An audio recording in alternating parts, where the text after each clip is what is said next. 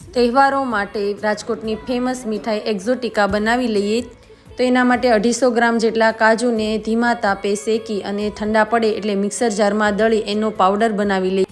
હવે એક વાસણમાં 100 ગ્રામ જેટલા કાજુના ટુકડા અને 100 ગ્રામ જેટલા બદામના ટુકડાને ઘીમાં 2 થી 3 મિનિટ સુધી ધીમા તાપે સાતળી લઈએ। હવે એક પેનમાં 125 ગ્રામ જેટલી ખાંડમાં થોડું પાણી નાખી અને અડધા તારની ચાસણી બનાવી લઈએ। એમાં બધો જ કાજુનો પાવડર નાખી અને મિક્સ કરી દઈએ।